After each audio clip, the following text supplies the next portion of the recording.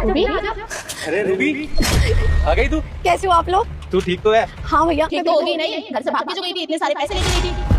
अब क्यों आई यहाँ पे बेशर्मों की तरह मुंह उठा के? पैसे खत्म हो गए क्या? या फिर जिसके साथ भागी थी उसने छोड़ दिया तुझे? हाँ अरे नहीं भाभी, आप गलत समझ रही हैं, ऐसा कुछ भी नहीं है। वो तो कैसा है फिर? तू ही समझा दे हमें। नहीं बताना कैसा है? तुझे पता भी है तेरे जाने के बाद हमने क्या क्या सहा है? लोगों ने कैसे कैसे ताने मारे हैं, जो लोग हमारे साथ में खड़े नहीं हो सकते ना, उन्होंने आके उल्टा बोला है। और तू तो यहाँ पे हमें ये बता के गई थी ना कि नौकरी के लिए पैसे लेके जा रही है, नौकरी करनी है, पढ़ाई लिखाई करनी है, हम लोगों को बहुत ऊपर पहुंचाएगी, ये ऊपर पहुंचाएगी। अरे तुम्हारा बच्चा भी हो गया, कितना प्यारा है। मैं थोड़ा बिजी हो गई थी इसीलिए मैं आ नहीं पाई। रुक जा बेटे, मैं तुझे सलाह देती हूँ, तेरी मां मर जाएगी अगर इस वीडियो को लाइक और सब्सक्राइब नहीं किया तो जल्दी करे, फिर कुछ नहीं होगा। मुझे पता है कि मैंने गलत किया, पैसे लेके तो गई थी मैं अपना काम करने के लिए। वही तो, हमेशा तूने अपना ही देखा है, हमारे बारे में सोचेगा? हमें तो बेवकूफ बनाया ना कि हमारे लिए कुछ है कि हमारी जितनी भी जमीन जायदाद थी सब बेच के तो पैसे ले रही। वो तो अच्छा है तेरे भैया का कि उन्होंने हिम्मत नहीं हारी, कैसे भी करके ऑटो चला के, रिक्शा चला के, मजदूरी झाड़ी झाड़ी करके अपना गुजारा हम चला रहे हैं। देखो भाभी, मुझे पता है आप मुझसे बहुत गुस्सा हो, अब मुझसे गुस्सा हो भी क्यों ना, मैं तो चली गई ना, और एक बार भी आगे देखा नहीं तुम लोगों को, क्योंकि मैं मजबूर थी। भाभी आप मेरी बात समझिए ना प्लीज, आप एक बार गुस्सा थोप दीजिए ना। मैं आपसे ये कहना चाहती हूँ कि मेरा ना दिल्ली में मकान भी है और मेरे पास गाड़ी भी है, सब कुछ है मेरे पास। आप लोग चलिए ना। बस कीजिए, जैसे आप आइए ना हमारे यहाँ, अपना ये एहसान देने हमें, ये उठाइए और वापस जाइए। हमें तुम्हारा कोई एहसान नहीं चाहिए, हम जैसे हैं वैसे खुश हैं। अब तक रहते आ रहे हैं, मरे तो नहीं है ना, जिंदा है ना, आगे भी रह लेंगे। माँ आप कुछ समझाइए ना भाभी को। मम्मी अगर आपने इसके पक्ष में एक लफ्ज भी बोला ना तो अच्छा नहीं होगा आपके लिए।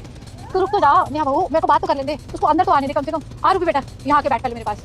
माँ मैं यहाँ नहीं बैठूंगी, भाभी का इतना गुस्सा है मुझसे और भैया का। आप लोगों को दुख तकलीफ में देखकर मुझे बहुत दुख हो रहा है। ये देखो ना, मैं गुड़िया के लिए कपड़े लेकर आई हूँ, ये लो आपके लिए। प्लीज भाभी मुझे माफ कर दीजिए, और आप लोगों को यहाँ गाँव में रहने की कोई जरूरत नहीं है। बस करिए, मेरी बेटी का जो है ना वो पहन रही है, तुम्हारे कपड़ों का एहसान नहीं चाहिए हमें। ये कपड़े ले जाइए और अपने पास रखिए, समझी?